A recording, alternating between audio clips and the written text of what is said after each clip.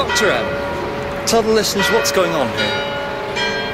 Hello, well this is a botanical vigil, probably the most important botanical vigil since the last important botanical vigil. And what I can say is that the tension here has been building all day.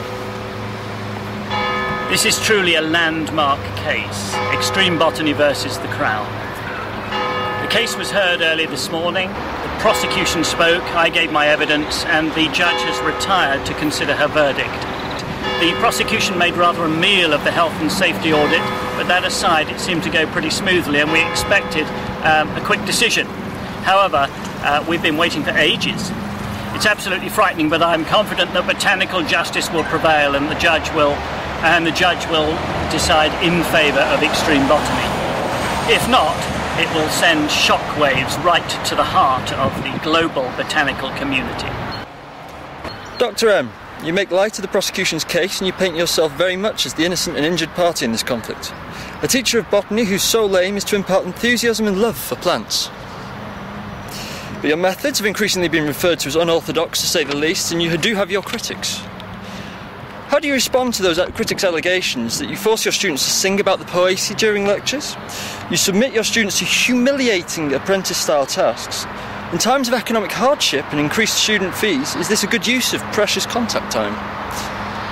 Well, thank you for this opportunity to answer my critics. And may I say, I never said that eXtreme botany was easy. eXtreme botany is tough.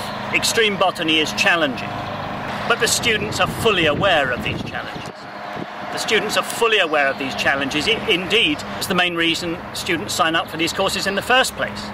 And they respond massively and benefit hugely from exposure to eXtreme botany. We can see this from the support here today. There is continuing and mounting support for eXtreme botany. This is very gratifying and surely all the evidence required to silence the critics. OK, Dr. M, but what do you say to the allegation that you set your students impossible and unreasonable tasks, such as drying herbarium specimens under extreme conditions? Oh, this case is extremely well known. This is an example of level 1 botany, extreme herbarium specimen drying, and the student herself was very much aware of the risks involved.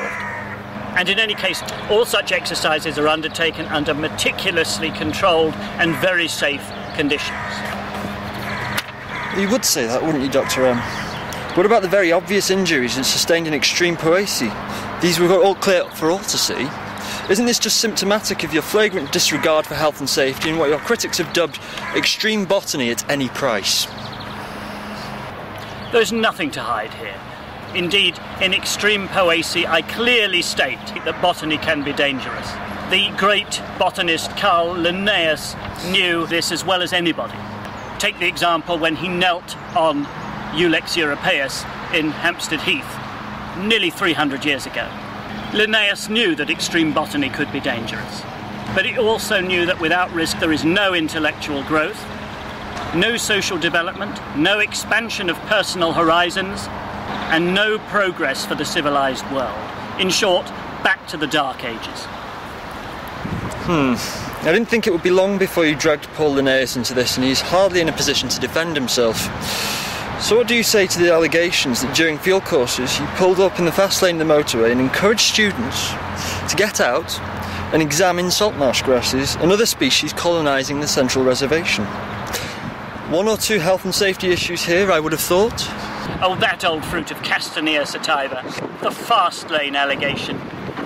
This really is quite laughable, and it's in the same league as the crustose lichen ID on the top of Nelson's column without a safety line allegation.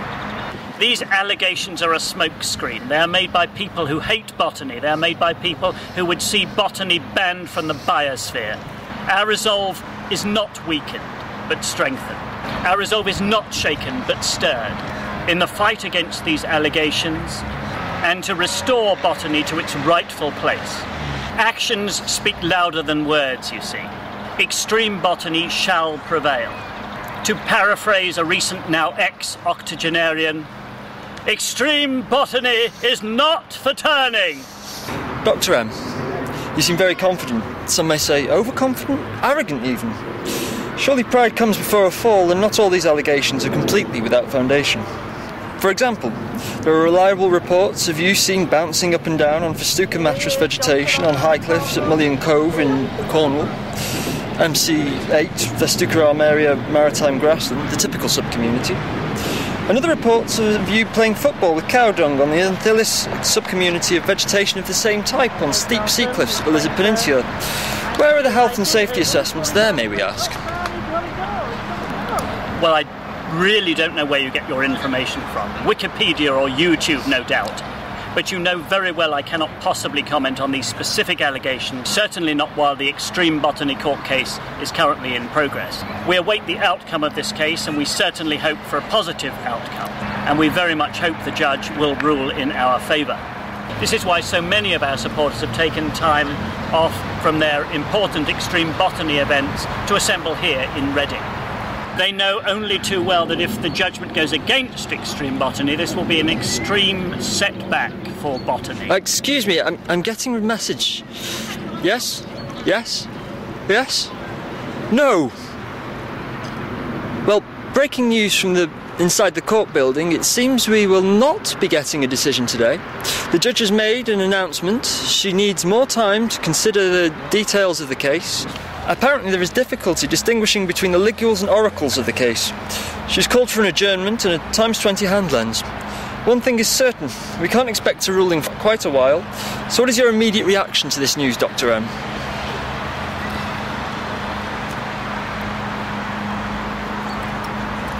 Well, this was always on the cards. We can only hope that this delay is a positive sign for eXtreme botany. The judge's focus on ligules and oracles is certainly very encouraging, and a ×20 lens really suggests that she's taking this case very seriously indeed, which has to be good news. But if not, well, the consequences really don't bear thinking about. Botany has been forced to take a back seat for ages. eXtreme botany stepped in just at the right moment and has really put botany back on the map where it deserves to be. The wrong decision in Reading could put botany back for centuries. Back to the Dark Ages. Indeed. For ages. Well, thank you, Dr. M. That just about wraps it up for today. No decision from the judge. eXtreme botany hanging in midair. We won't be enjoying level 3 eXtreme botany for a while. This is Albert Flangeworthy for eXtreme botany, Reading Crown Court, April 2013.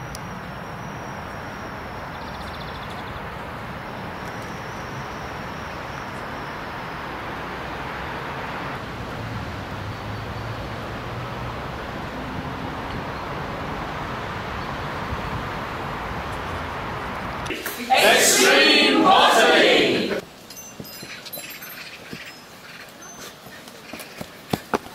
eXtreme botany!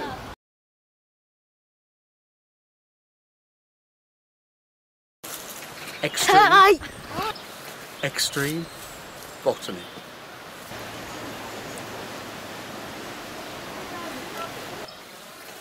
eXtreme botany.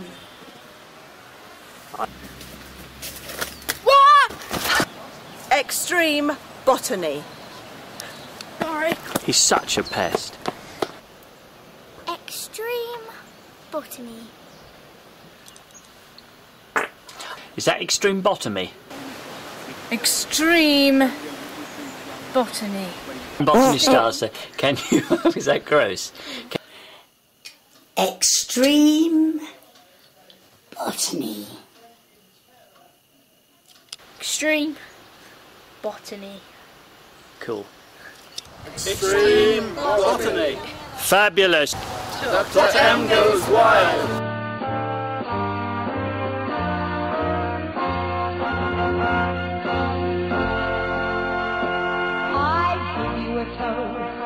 Ladies and gentlemen, I give you a toast, ladies and gentlemen. Praise this fair land we love so well, in dignity and freedom dwell. The world may change and go right, but there is still one voice to cry. There'll always be Botany. Oops.